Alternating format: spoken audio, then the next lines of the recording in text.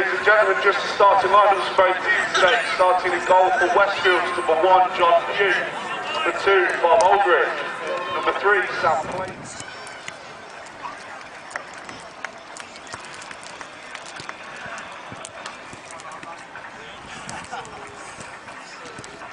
Costa's getting the lead right now. I don't know. Come on! He's not behind. No, that's Jordan. I don't know where he is.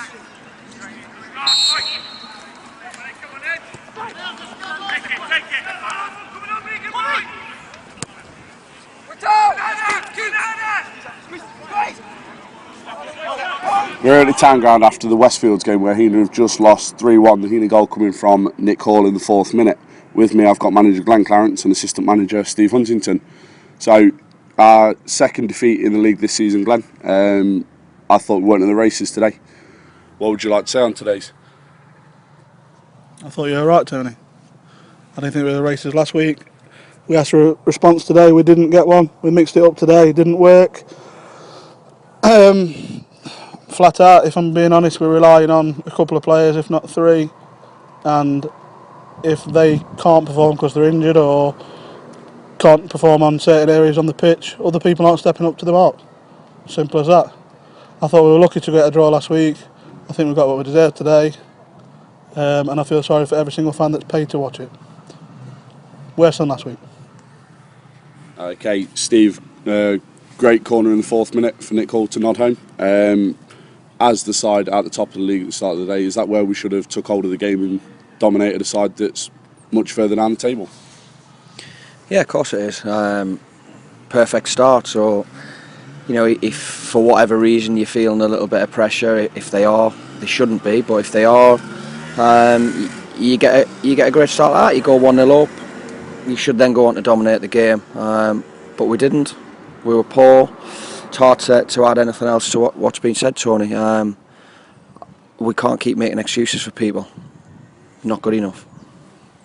Okay, final whistle. We saw some cup final sort of celebrations from Westfields. They've turned up, they've done their job. Is it a case that they wanted it more, probably because of league position? Yes. Yeah, that's the case, Tony. Like I've said, and I've said it publicly for those that read the press, if I haven't said it on here, there's not poor teams in this league.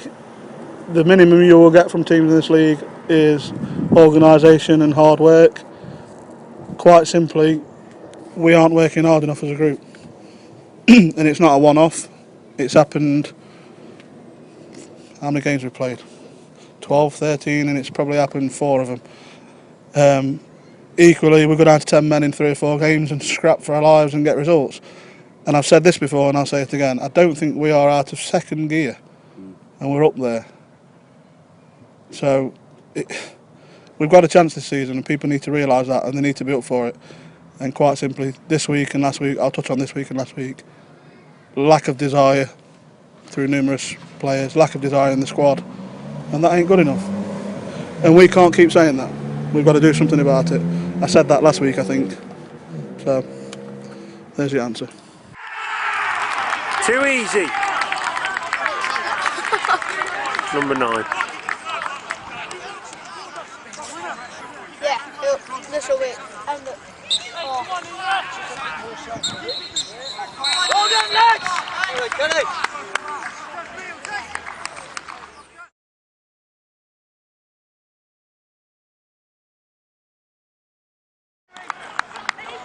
I get the feeling he's not fully fit, to be honest. Yeah.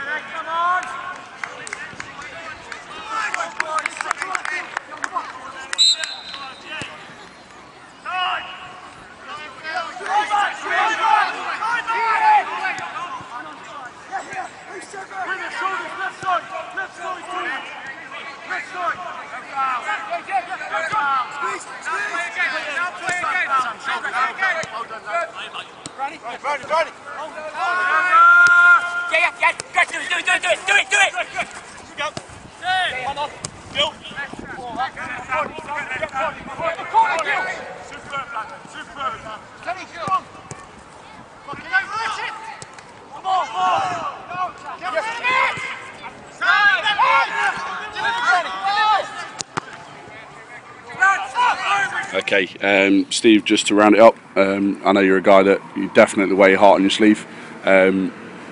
Hopefully the change room are hurting after that result. Are you more disappointed with the result or the performance from today? Both. And you can see how much I'm hurt just by looking at me. I don't know what to say, Tony. Yeah, I do wear my heart on my sleeve. I love football, I love this club. I've said in there that every time I stepped out on over that white line, whoever I played against, they were my mortal enemy for 90 minutes. And I've got to win that battle. We haven't got enough players in our dressing room that have shown that desire in the last 2 games. And the other thing, and we've said that in there as well, and this isn't being arrogant as a football club, we are a big club at this level, and every side like Westfield, like Brockton, come here, and it's probably one of 2 games that is the biggest game of their season, and they want to beat us, and our players have got to learn to cope with that, and I don't think they've grasped it yet. I don't think they understand that you can get an average side in terms of ability with an amount of desire, work rate and heart that want it so much to come to Heanor Town and win so they can go back, and we've got to match that. And until we start to match that, until more than 4 players in our squad start to match that, we said it last week, we went top, we won't be top for very long. We'll get beat. We'll have a terrible home record if we don't start to do something about it. Now, we gave them an opportunity today. We're very loyal as a management team. We'll stick with players. We'll give them another opportunity. But if it doesn't turn around soon, then we'll have to take matters into our own hands, because I'll reiterate what Glenn said. I'm sorry for the 209 people that were here today. There's probably, 190 Heanor fans. If I had the money, I'd give you it back myself. Okay, Glenn, next game's Tuesday night in the League Cup down at Dunkirk. We've already played them. We beat them in what was a very good performance from the team on the day.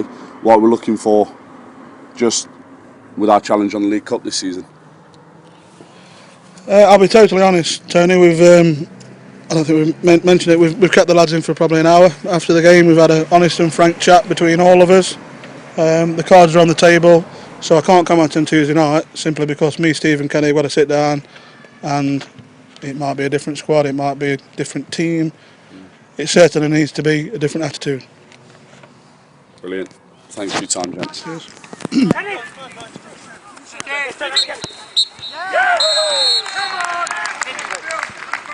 Played Westfield.